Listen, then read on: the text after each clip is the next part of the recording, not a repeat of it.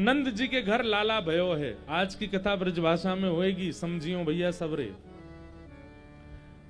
नंद जी के घर लाला भयो है। सब ब्रजवासी इतने आनंद में हैं, नाच रहे हैं, गा रहे हैं, आनंद मना रहे हैं। श्रीमद् भागवत जी के यहाँ नंदोत्सव प्रसंग में इतना सुंदर वर्णन करते हैं कि ब्रजवासी 6 महीने तक नंदोत्सव मनाते रहे। किसी को निद्रा का भान नहीं है, किसी को भोजन का भान नहीं है, जलपान का भान नहीं है, केवल उत्सव मनाए जा रहे हैं सब। विप्र गणों को बुला करके स्वस्ति वाचन करा करके अपने पूरे महल को पवित्र किया नंद बाबा ने। क्यों? क्योंकि नंद बाबा के आत्मज हुए हैं। सब ब्रजवासी गए और जाकर के यशोदा मैया के द्वार पर सब बधाई गा रहे हैं। हो जुग जुग जीवेरी यशोदा मैया तेरो ललना। जुग जुग जीवेरी यशोदा मैया तेरो ललना। जुग जुग जीवेरी यशोदा मैया तेरो ललना। जुग जुग गाइए यशोदा मैया तेरो ललना। अरे हाँ तेरो ललना नंद रानी तेरो ललना। तेरो ललना नंद रानी तेरो ललना। तेरो ललना महारानी तेरो ललना। तेरो ललना महारानी तेरो ललना। जुग जुग जीवेरी यशोदा मैया तेरो ललना। जुग जुग जीवेरी यशोदा मैया तेरो ललना। अरे जुग जुग जीवेरी यशोदा मैया तेरो ललना। जुग जुग जीवेरी यशोदा मैया तेरो ललना। क्या गा रहे हैं? बड़े भागते यशोदा मैया ऐसो सुत तेने जायो। बड़े भागते यशोदा मैया ऐसो सुत तेने जायो। हाँ बड़े भागते यशोदा मैया ऐसो सुत तेने जायो। बड़े भागते यशोदा मैया ऐसो सुत तेने जायो। पूर्ण ब्रह्म जगत को स्वामी सोते ने गोद खिलायो। पूर्ण ब्रह्म जगत को स्वामी सोते ने गोद खिलायो। हाँ पूर्ण ब्रह्म जगत को स्वामी सोते ने गोद खिलायो। पूर्ण ब्रह्म जगत को स्वामी सोते ने गोद खिलायो। अरे याकू मगवा दे झूलन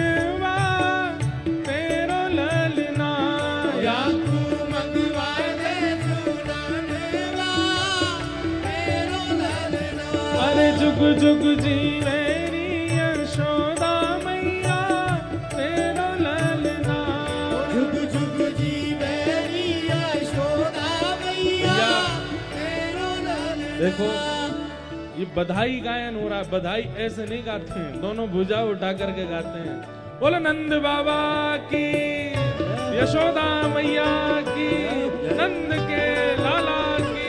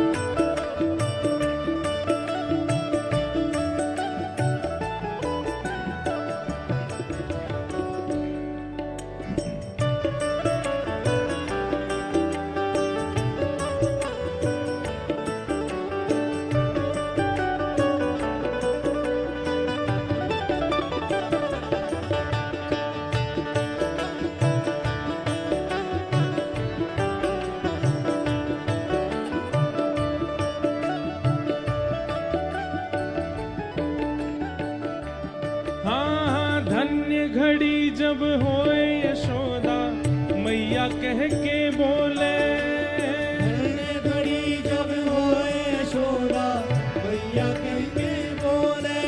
हाँ धन्य घड़ी जब होए यशोदा मैया कह के बोले, धन्य घड़ी जब होए यशोदा मैया कह के बोले। नूपुर बांध दो चरणन में घुटमन घुटमन डोले, नूपुर बांध दो चरणन में घुटमन घुटमन डोले। हाँ नूपुर बांध दो चरणन में घुटमन घुटमन डोले, नूपुर बांध दो चरणन में घुटमन घुटमन डोले। अरे पकड़े बाबा की उंगरिया तेरा ललना, पकड़े बाबा की उंगलियां तेरा ललना। हाँ पकड़े बाबा की उंगरिया तेरो ललना, पकड़े बाबा की उंगलियां तेरा ललना। हो जुग जुग जी मेरी यशोदा मैया तेरो ललना। जुग जुग जी मेरी यशोदा मैया तेरा ललना। नंद घरा नंद भयो, जय कन्हैया लाल की।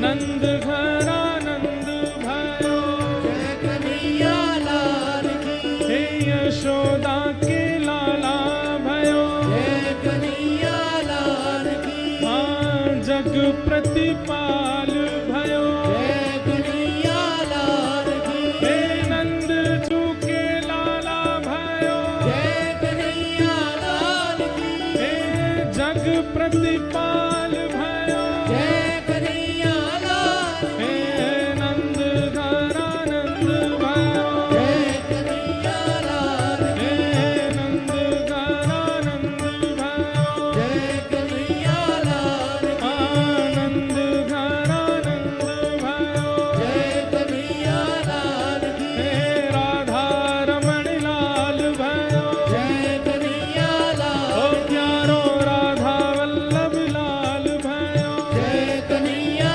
लाल की। हे श्री जगन्नाथ भयो। जय कन्हैया लाल की। हाँ द्वारिका को नाथ भयो। जय कन्हैया लाल की। हे नंद घरा नंद भयो। जय कन्हैया लाल की। हे नंद घरा नंद भयो। जय कन्हैया लाल की। आनंद घरा नंद भयो। जय कन्हैया लाल ओ की। नंद घरा नंद भयो। जय कन्हैया नंद लाल के लाला की जय जय श्री राम।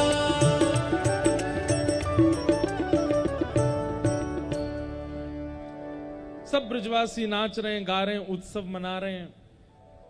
अवाद्यंत विचित्राणी वादत्राणी महोत्सवे, सुंदर महोत्सव चल रहा है। विचित्र विचित्र वाद्यों को बजा करके नाच करके सब अपना उत्साह वर्धन कर रहे हैं। इतने में ही कंस ने, जिसको कल हमने अब जल्दीबाजी में बताया नहीं, कि वसुदेव जी महाराज जब लाला को सुला करके गए गोकुल में, यशोदा मैया ने एक लाली को जन्म दिया था, उसको लेकर के मथुरा चले गए।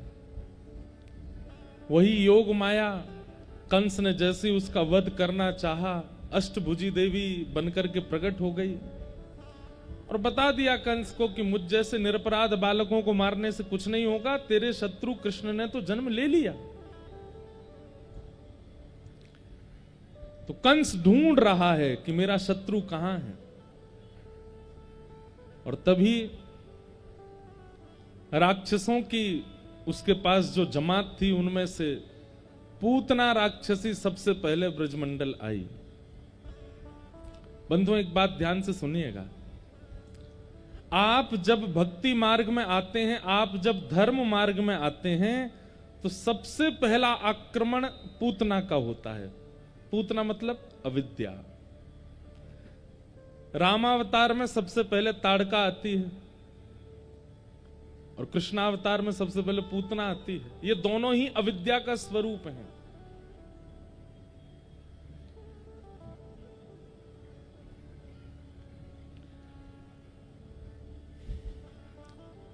अविद्या सबसे पहला आक्रमण।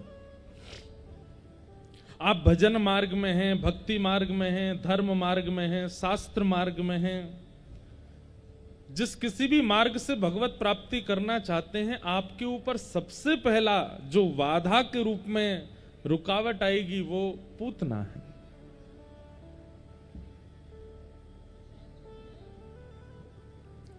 पूतना। पूतना कौन है? अविद्या।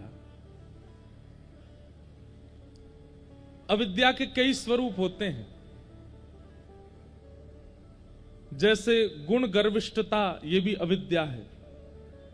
कई बार हमें अपने गुणों का अभिमान हो जाता है।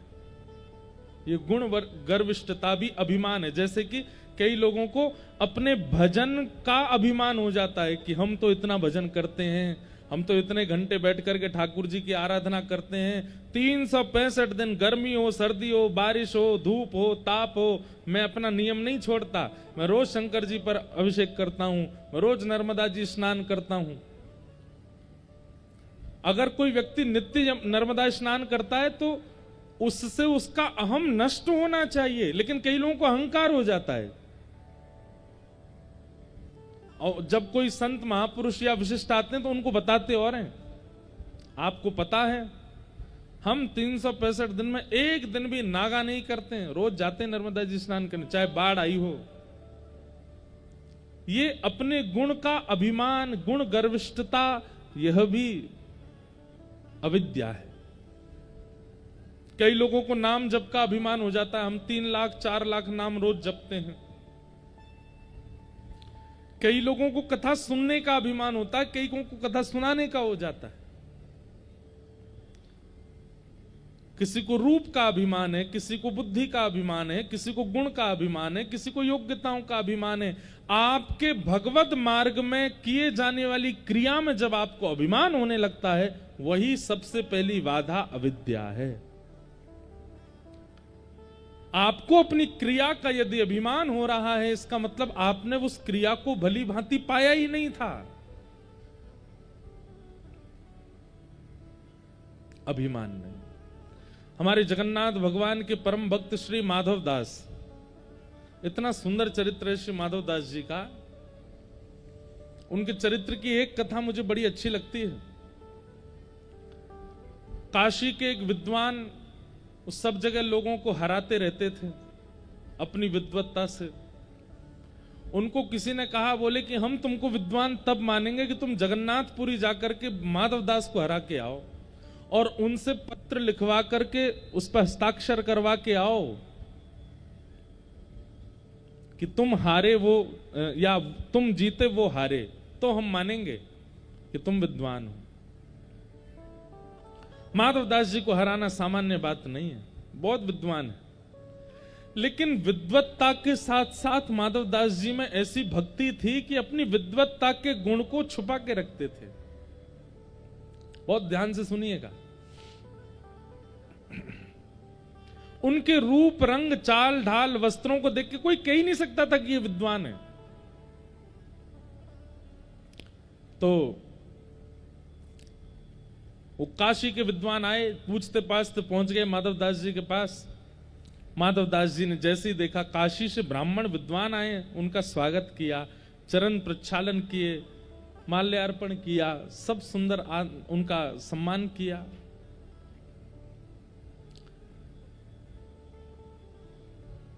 माधव दास जी बोले, आपका आगमन कैसे हुआ? बोले, हम तुमसे शास्त्रार्थ करने आए हैं और शास्त्रार्थ में तुम जब हमसे हार जाओगे, पहले ही मान चुके हैं कि माधवदास हारेगा। बोले, शास्त्रार्थ में तुम जब हमसे हार जाओगे तो तुम एक पत्र पर यह लिखोगे कि हम तुम्हारे पास आए, तुम हमसे हार गए, और आज के बाद हम जब भी जगन्नाथपुरी आएंगे तुम हमारे शिष्य बनकर के हमारी सेवा करोगे, भोजन कराओगे, हमें सोने की व्यवस्था करोगे और नीचे अपना हस्ताक्षर कर देना। और अगर मैं हार गया, वैसे मैं हारूंगा नहीं, लेकिन मैं हार गया तो मैं भी तुम्हें लिख के दे दूंगा, जब भी तुम काशी आओगे तुम्हारी सब सेवा मैं करूंगा। माधवदास जी बोले शास्त्रार्थ करने की आवश्यकता क्यों है, मुझे सेवा प्राप्त होगी। आप बार बार जगन्नाथपुरी आकर के मेरे घर की प्रसादी पाएंगे, मुझे सेवा का अवसर देंगे, इसके लिए शास्त्रार्थ की आवश्यकता क्या है। लाइए पत्र दीजिए, मैं लिख देता हूं कि मैं हार गया, आप जीत गए, और हस्ताक्षर कर देता हूं। वैष्णव का स्वभाव है कि जिससे विवाद उत्पन्न हो उससे वो दूर रहता है। कई लोगों को पता होता है कि मेरा ऐसा कहना या मेरा ये बात बोलना घर में विवाद करेगा, वो फिर भी बोल देते हैं। लेकिन एक वैष्णव का स्वरूप कैसा होता है, उसको पता है कि मेरा ऐसा कहना विवाद उत्पन्न कर सकता है, तो वो योजनाएं बनाता है कि मैं किस तरीके से बात कहूं कि संभल भी जाए और विवाद भी ना हो। ये एक श्रेष्ठ व्यक्ति का लक्षण। पर कई लोग, उनको चिंता नहीं होती, वो तो तैयारी बैठे होते हैं कि एक आध ईंट पत्थर उड़े, किसी का माथा फूटे, तभी तो सुख मिले। वो बात जाकर के पूरे मोहल्ला को एक कर लेंगे, घर को एक, देखो ऐसा ऐसा ऐसा ऐसा हुआ था, और हो गई महाराज महाभारत। ये वैष्णव का स्वरूप नहीं है, ये ज्ञानी व्यक्ति का लक्षण नहीं है, ये एक श्रेष्ठ व्यक्ति का लक्षण नहीं है। श्रेष्ठ तो विवाद से बचता है, विवाद में नहीं पड़ता।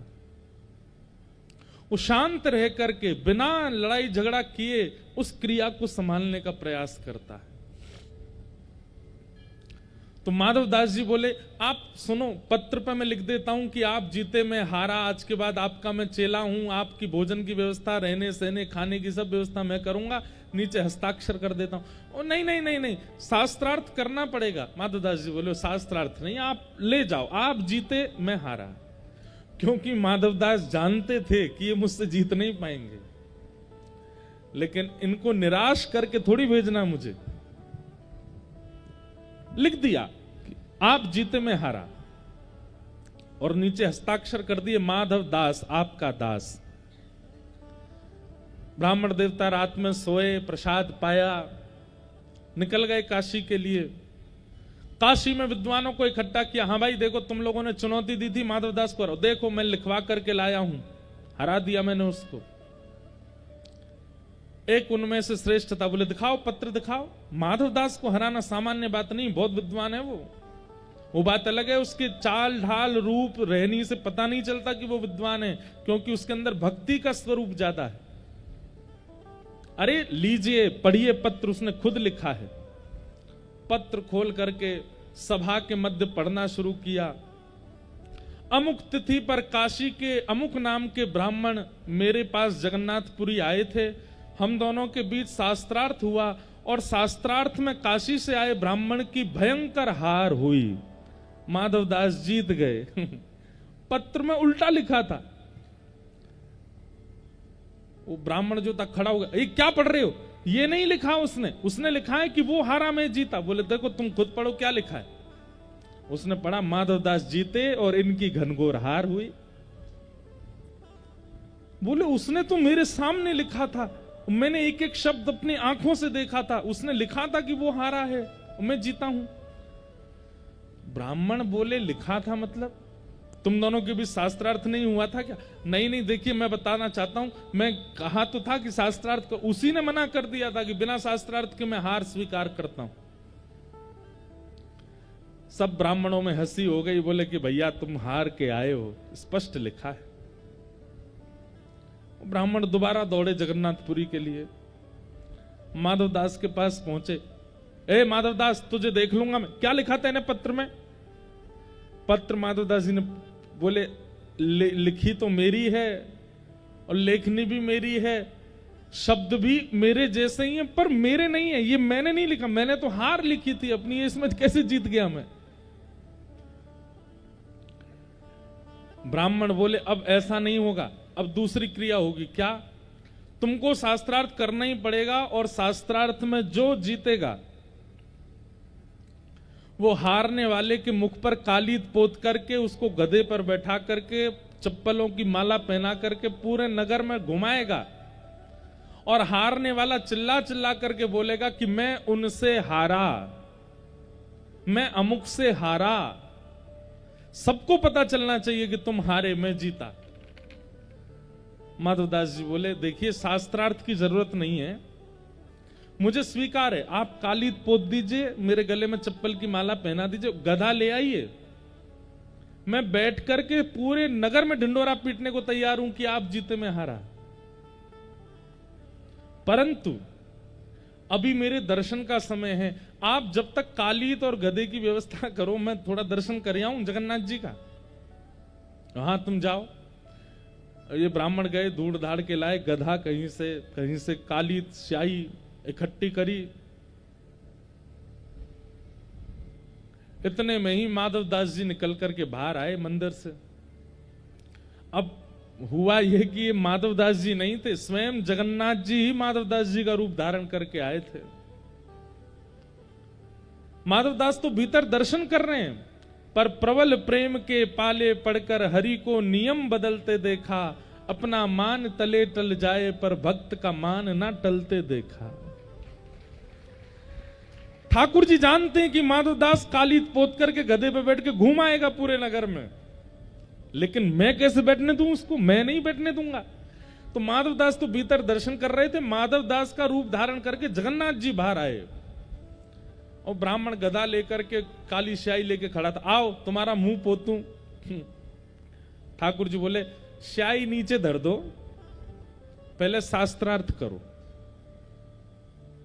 तो तुमने तो मना किया था कि शास्त्रार्थ की जरूरत नहीं है। बोले तब किया था, पर अभी जगन्नाथ जी का दर्शन करके मेरा मन बदल गया, अब तो मुझे शास्त्रार्थ करना है। भगवान से कोई जीत सकता है? ऐसा शास्त्रार्थ हुआ, ऐसे ऐसे प्रश्न रखे भगवान ने कि उनका उत्तर नहीं दे पाया, निरत्तर हो गया वो काशी का ब्राह्मण। और पूरी भीड़ एकजुट हो गई, सबके सामने उस ब्राह्मण की हार हुई। हार होने के बाद ठाकुर जी बोले, इधर आओ, स्याही पोते तुम्हारे। और स्याही लेकर ठाकुर जी नहीं पोती उसके मुंह पे, बैठो गधा पे, और पूरे जगन्नाथपुरी में हल्ला करके आओ कि माधवदास जीता और मैं उनसे हारा। बेचारे वो बैठ गए गधे पे और पूरे जगन्नाथपुरी में हल्ला करे रोते रोते, माधवदास जीत गया, मैं उनसे हार गया, माधवदास जीत गया, मैं उनसे हार गया। इतने में ही माधवदास जी, असली माधवदास जी निकल करके आए मंदिर से। जैसे मंदिर से निकल के आए, उन्होंने छोटे छोटे बच्चों से पूछा, एक ब्राह्मण यहां खड़े थे गधा लेकर के, स्याही लेके, कहां है वो? बोले वो तो कालीत मुंह पे पोत करके गधा पे बैठ के डोल रहे हैं पूरे नगर में। हैं अपने आप ही?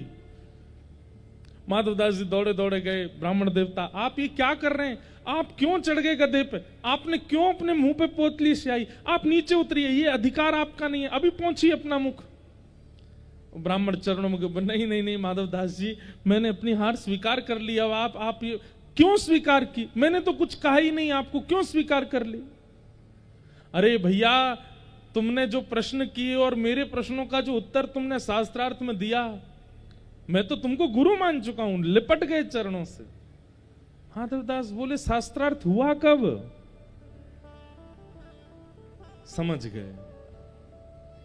दौड़ करके माधवदास जगन्नाथ जी के पास गए और जाके ठाकुर जी से लड़ने लगे, नाथ ये आपने क्या किया? बेचारे एक ब्राह्मण आए थे, केवल उनको जीत की भूख थी। वो केवल अपने जीवन में एक चीज कमाना चाहते हैं कि उनसे सब हार गए, मैं देने को तैयार था अपनी हार, आपने क्यों नहीं देने दिया? महाप्रभु जगन्नाथ जी बोल पड़े, बोले दुनिया का कोई और व्यक्ति देता तो मुझे कोई असर नहीं पड़ता, पर मेरा भक्त क्यों किसी से हारे, और मेरे रहते हुए कैसे हार सकता है, मैं ये नहीं देखूंगा।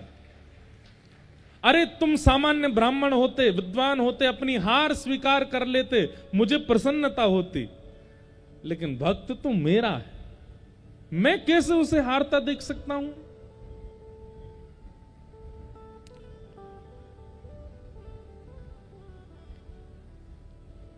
ये पूरा संदर्भ सुनाने का अभिप्राय क्या है कि भक्त का स्वरूप होता है कि वो विवाद से बचता है, उसको विवाद में रुचि नहीं होती।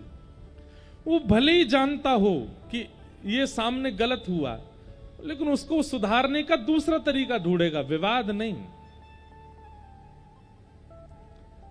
ये भक्त का, एक श्रेष्ठ व्यक्ति का लक्षण है।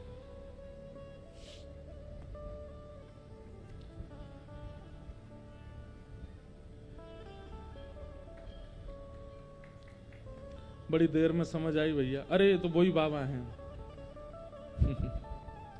अद्भुत हैं, ना जाने किस रूप में नारायण आते हैं। हमें तो लगता है ये महादेव ही आते होंगे, कभी यहां ताली बजाते हैं, आज वहां बजा रहे हैं। तो भक्ति में, धर्म मार्ग में, भक्ति मार्ग में, ज्ञान मार्ग में, प्रेम मार्ग में सबसे पहली बाधा के रूप में आपके सामने आती है पूतना। पूतना यानी कि अविद्या। और अविद्या का एक रूप क्या है? अपने गुण की गर्विष्ठता, अपने गुण का आपको अभिमान होने लग जाए। अविद्या का दूसरा स्वरूप क्या है?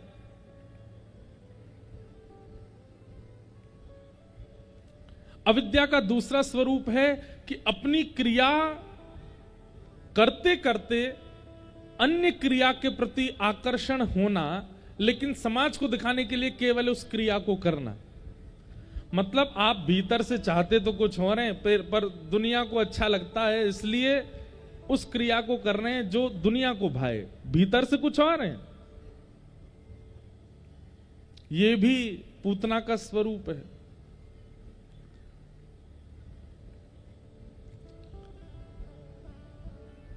अविद्या। पूतना आई गोकुल, और जैसे ही पूतना का गोकुल आगमन हुआ, सब ब्रजवासी नाच रहे थे, नंद घरानंद भयो जय कन्हैया लाल की, सब नृत्य कर रहे थे। और तभी पूतना रूप बदल करके अत्यंत सुंदरी बनकर के आई है। उसके नेत्र बड़े मधुर हैं, उसके वस्त्र बड़े सुंदर हैं, उसका मुखमंडल बहुत आकर्षक लग रहा है, उसकी चाल ढाल, मतलब कोई अवगुण है ही नहीं, सब कुछ इतना सुंदर बना करके आई थी पूतना। पूतना के आते ही गोकुल में सब नृत्य कर रहे, आनंद कर रहे ब्रजवासी धीरे धीरे उसकी ओर आकर्षित होने लगे। कोई उसके रूप को देखने लगा, कोई उसकी चाल देखने लगा, कोई उसके वस्त्र देखने लगा। दो बातें,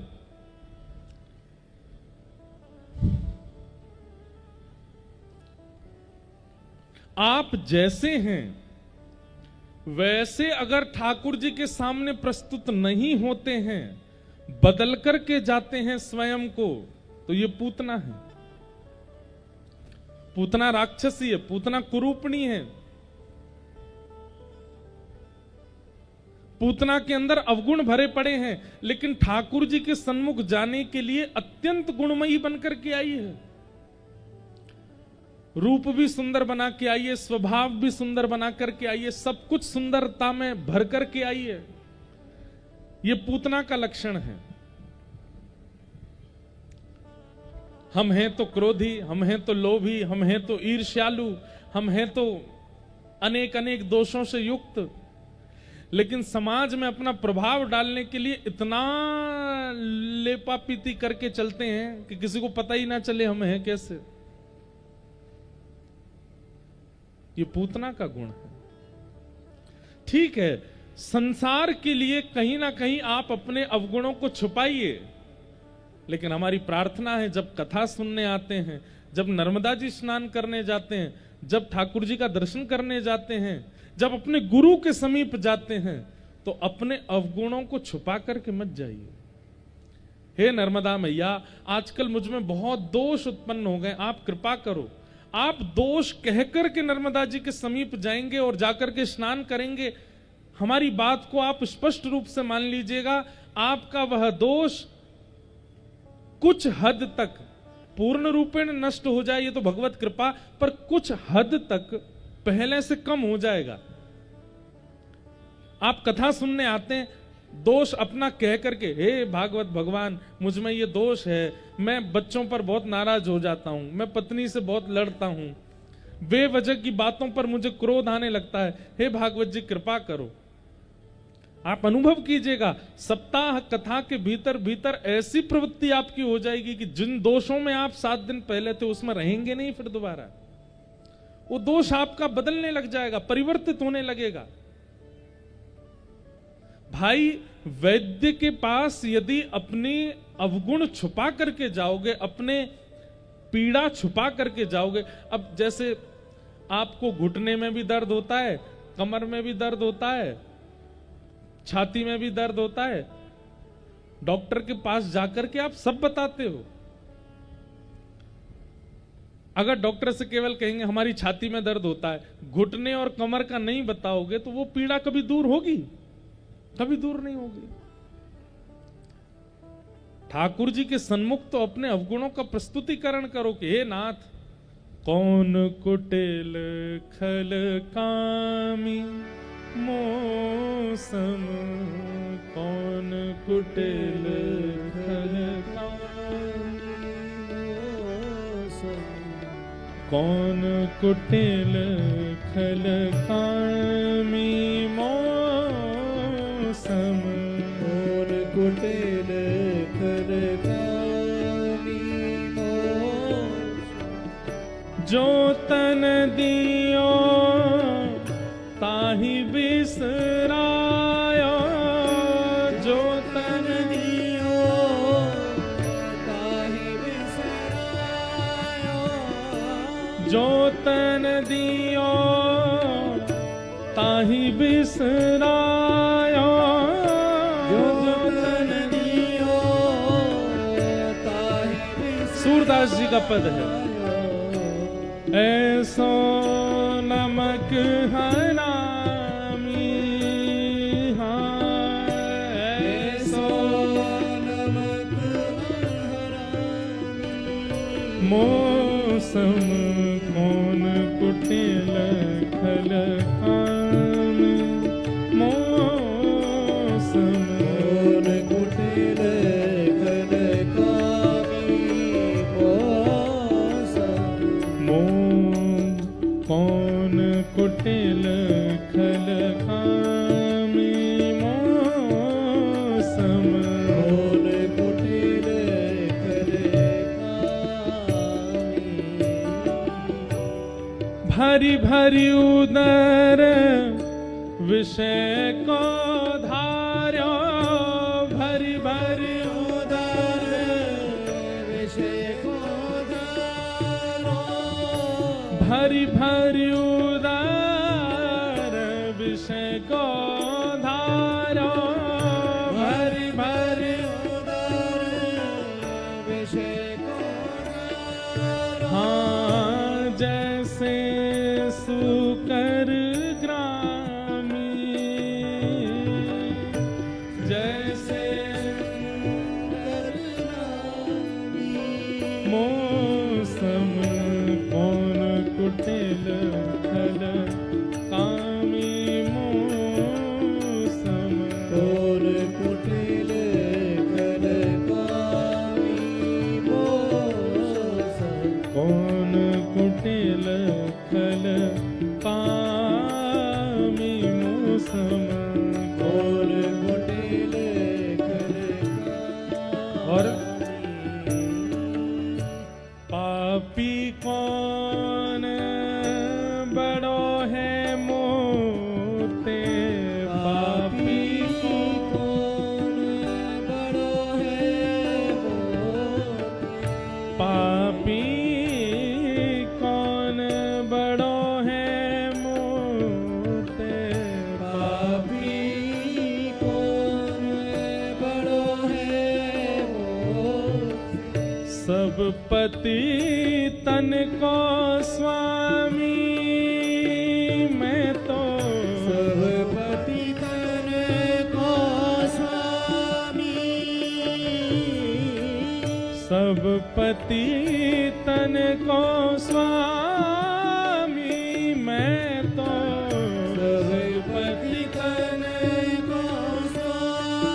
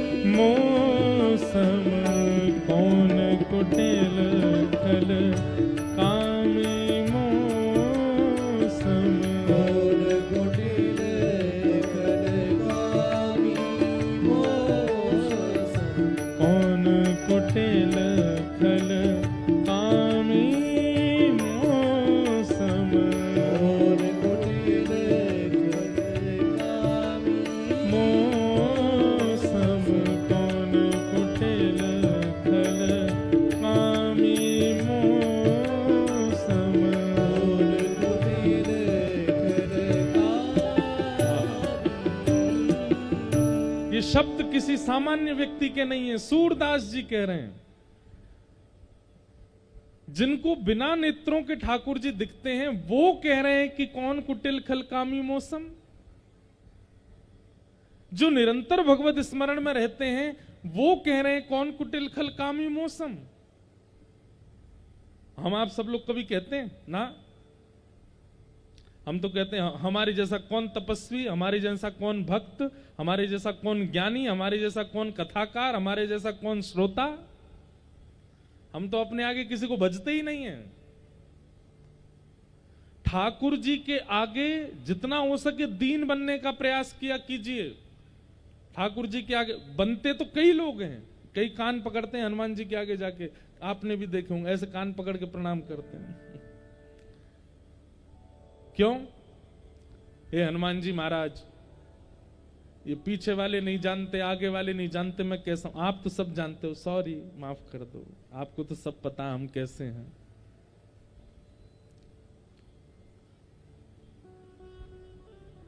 ठाकुर जी के आगे स्वीकारीकरण अपने दोष का, अपने अवगुण का बहुत आवश्यक है।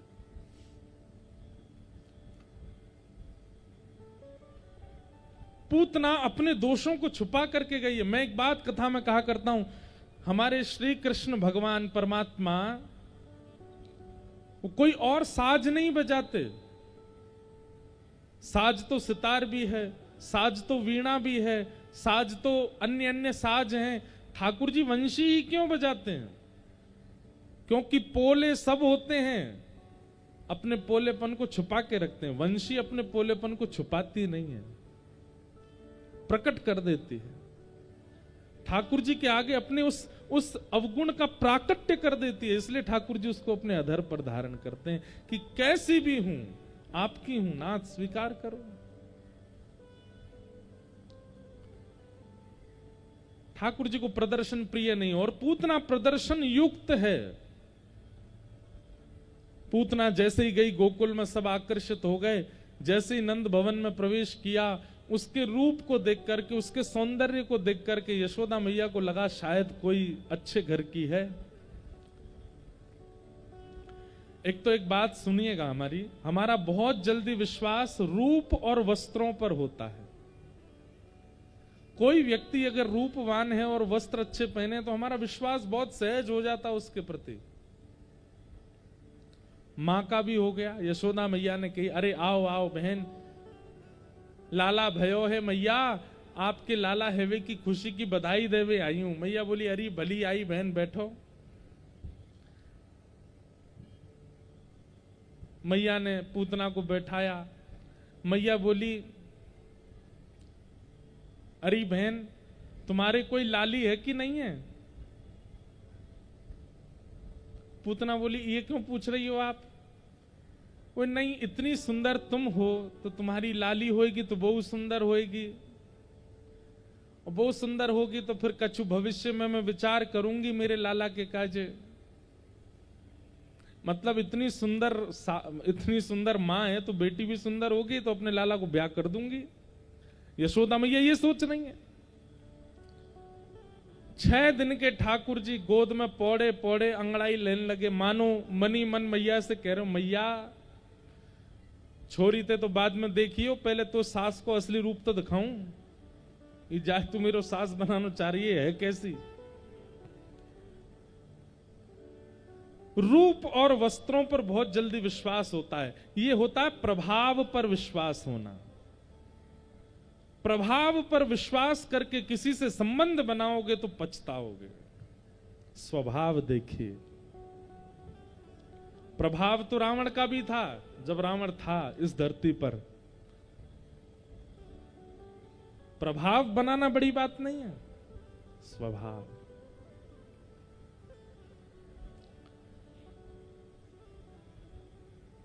पूतना को गोद में ठाकुर जी को दे दिया और कुछ गोपियां आकर के यशोदा मैया को बाहर ले गई किसी कार्य से। मैया भी बिल्कुल विश्वास में छोड़ के चली गई, लाला को इतनी सुंदर है, इतनी बढ़िया है, कहा करेगी लाला संभालेगी। जैसे यशोदा मैया बाहर गई, पूतना ने तुरंत अपना पयोदर भगवान के मुख में दिया जैसे ही भगवान ने उसके पयोधर को मुख में धारण किया, पहले तो उसके विष को पिया,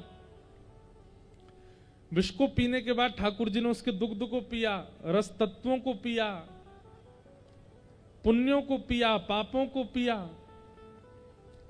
सबको ठाकुर जी पान करने लगे। और पीते पीते गाढ़म कराभ्याम भगवान प्रपीड्य तत् प्राणै समम रोष समन्वितो पिबत।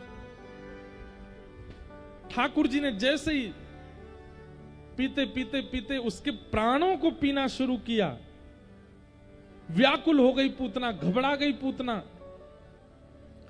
सामुंच मुंचाल मत प्रभाषणी, मुंच मुंच चिल्लाने लगी, छोड़ अरे बालक छोड़, अरे बालक छोड़। लेकिन ठाकुर जी ने इतना कसकर के पूतना को पकड़ा है, और ठाकुर जी जाकू पकड़ लें वो छुड़ा सके? भगवान ने उसके प्राणों को पिया, अपने वास्तविक रूप में परिवर्तित हो गई, विशाल रूप धारण कर लिया, और पूतना का शरीर नंद भवन के पीछे प्राण त्याग करके धड़ाम से गिरी पूतना। जोर की आवाज हुई, सब ब्रजवासी घबरा गए, कहा भयो कहा भयो। दौड़ करके गए तो देखो नंद भवन के पीछे विशाल राक्षसी पूतना मरी पड़ी है।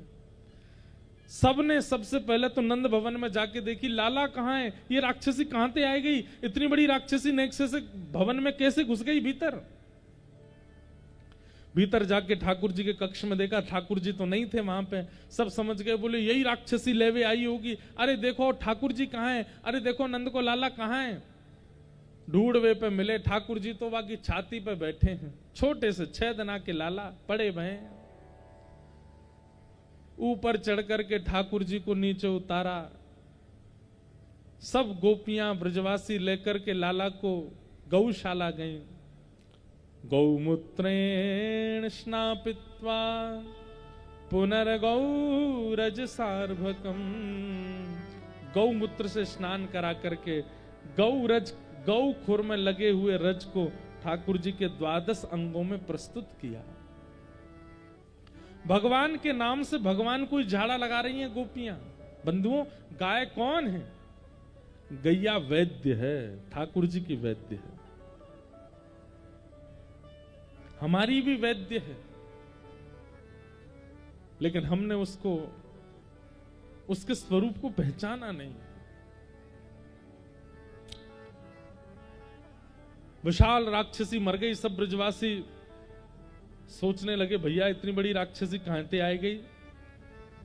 सब ब्रजवासियों ने पूतना के शरीर को खंड खंड करके उसका अंतिम संस्कार किया। कहते हैं जैसे हवन सामग्री अग्नि पर आहुति देते ही जैसी सुगंधी हवन में से आती है, वैसी सुगंधी पूतना के शरीर से आने लगी, उसके अंतिम संस्कार में आने लगी। क्यों? ठाकुर जी ने स्पर्श किया है, भगवान का स्पर्श हो गया है। ठाकुर जी जिसका स्पर्श करते हैं ना, वो प्रत्यक्ष व्यक्ति भी कहीं ना कहीं से आकर्षित लगने लगता है। एक संसारी आकर्षण होता है, वो अलग बात है, लेकिन ठाकुर जी के संबंधियों का आकर्षण वो अलग होता है। संसारी आकर्षण होता है ना, वो रूप पर ही टिक जाता है। संसारी आकर्षण होता है ना, वो लटके झटके और संसारी क्रियाओं तक ही रहता है। पर भगवत संबंधी आकर्षण होता है ना, उसमें रूप भले ही सुंदर ना हो, वस्त्र भले ही सुंदर ना हो, फिर भी सामने वाला व्यक्ति आकर्षक लगता है। हमारे भारत के संतों को देखो, साबुन भी नहीं लगाते होंगे अपने अंगों पर, बड़ी बड़ी दाढ़ी कर लेंगे, बड़ी बड़ी जटाएं कर लेंगे, 2 वस्त्र हैं, एक ऊपर एक नीचे, उन्हीं को ही धारण करके रखते हैं। कोई ज्यादा फैशन नहीं, कोई ज्यादा परफ्यूम नहीं, कोई ज्यादा इक्विपमेंट शरीर पर नहीं, लेकिन फिर भी आकर्षक लगते हैं। क्यों? कहीं ना कहीं श्री कृष्ण ने, श्री राम ने उनको छुआ है। अरे पूतना राक्षसी मृत्यु के बाद जब सुगंधित हो सकती है, प्रत्यक्ष अवस्था में संत महात्मा आकर्षक नहीं हो सकते। एक अद्भुत तेज उनके मुखमंडल पर आने लग जाता है।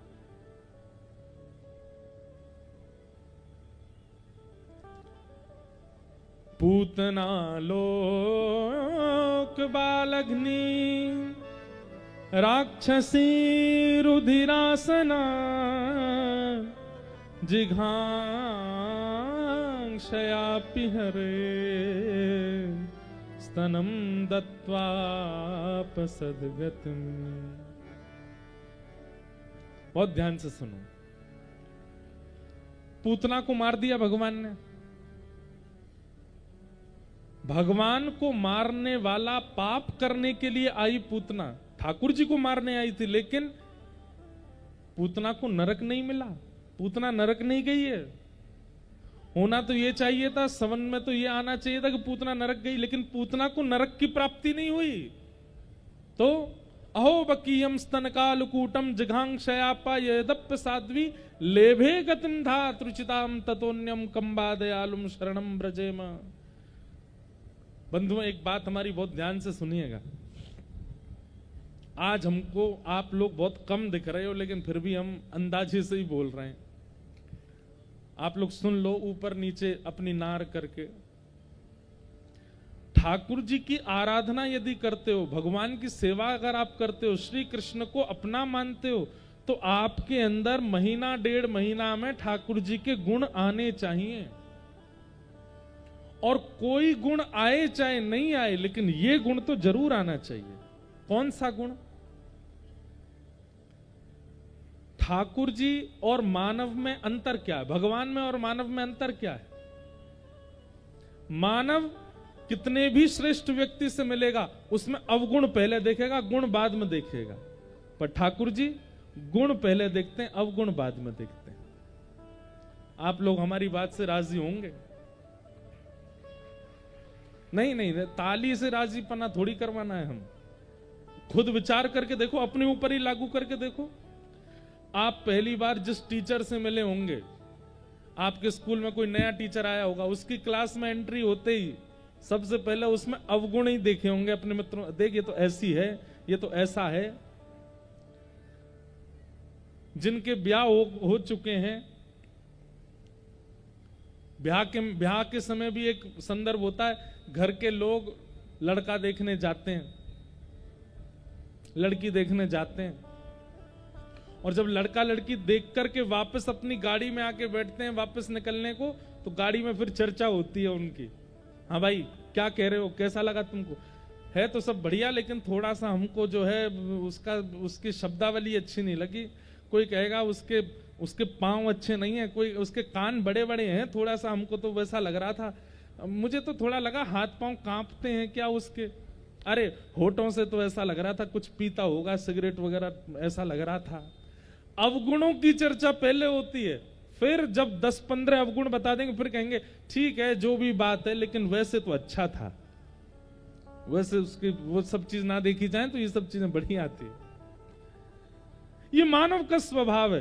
किसी महापुरुष को पहली बार देखते हैं, आपके जबलपुर में कोई महापुरुष आए, पहली बार देखते ही, टीवी में देखा था, आज तक इनको प्रत्यक्ष देखने पर थोड़े से ऐसे हैं, थोड़े से वैसे हैं, अवगुण पहले दिखता है।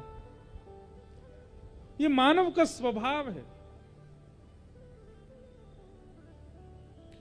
गुण देखेगा, लेकिन बहुत समय बाद गुण देखना प्रारंभ करता है। और ठाकुर जी शरण गए प्रभु ताहि न त्यागा, शरण में आए हुए को ठाकुर जी त्यागते नहीं है। त्याग क्यों नहीं करते? क्योंकि ठाकुर जी पहली दृष्टि में उसके अंदर गुण देखते। ठाकुर जी को लाख पता है कि हमारे अंदर अवगुण कितने हैं, पर एक बात कहें, अगर ठाकुर जी हमारे जैसे होते, अवगुण पहले देखने वाले होते, तो शायद इस संसार में किसी पर ठाकुर जी की कृपा नहीं होती। अत्यंत दोष युक्त व्यक्ति में भी ठाकुर जी एक गुण देख लेते हैं। अरे पूतना, उसमें कोई गुण नहीं है। पूतना लोक बालग्नि राक्षसी रुधिरासन। आप कहोगे महाराज जी पूतना का नाम अच्छा लगा होगा भगवान को। पूतना जो पवित्र नहीं है उसका नाम है पूतना। आप कहोगे इसका काम अच्छा होगा, बोले लोक बाल अग्नि, संसार के लोगों को, और लोगों को भी नहीं, बालकों को मारती है, ये उसका काम है। आप कहोगे पूतना की जाति अच्छी होगी, राक्षसी जाति भी अच्छी नहीं। आप कहोगे पूतना का भोजन अच्छा होगा, रुधिरासन, खून पीती है छोटे छोटे बच्चों का। सोचो, नाम अच्छा नहीं, जाति अच्छी नहीं, काम अच्छा नहीं, भोजन अच्छा नहीं।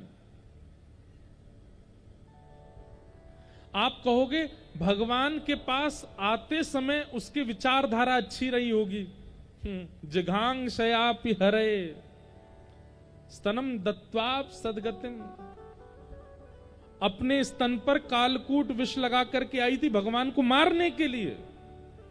आशय भी अच्छा नहीं था, नाम अच्छा नहीं, काम अच्छा नहीं, भोजन अच्छा नहीं, जाति अच्छी नहीं, आशय कुछ भी अच्छा नहीं है पूतना के अंदर।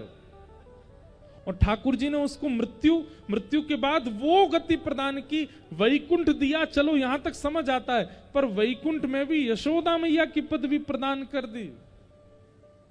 क्यों? देवताओं की मीटिंग बैठ गई, ठाकुर जी आपको बताना पड़ेगा, ऐसा क्या देख लिया आपने पूतना में? ठाकुर जी बोले उसके अंदर कुछ अच्छा नहीं था, पर कोई अस्त्र से मारता है, कोई शस्त्र से मारता है, कोई वाणी से मारता है, कोई किसी प्रकार से मारता है, पर पूतना एक वात्सल्य भाव से मुझको मारने आई थी, एक मां की तरह दूध पिला के मारने आई थी। वो गुण मुझे उसका अच्छा लग गया, इसलिए मैंने उसको सदगति दे दी। कंबा दयालुम शरणम ब्रजेम, कितने दयालु हैं ठाकुर जी। हमें तो ऐसा लगता है कि आप श्री कृष्ण आराधन यदि करते हो तो आपके अंदर यह गुण दिखना चाहिए कि आप किसी में दोष नहीं देखते, और अत्यंत दोष युक्त व्यक्ति में भी कहीं ना कहीं आप गुण का दर्शन करते हो। यह स्वभाव आपका होना चाहिए।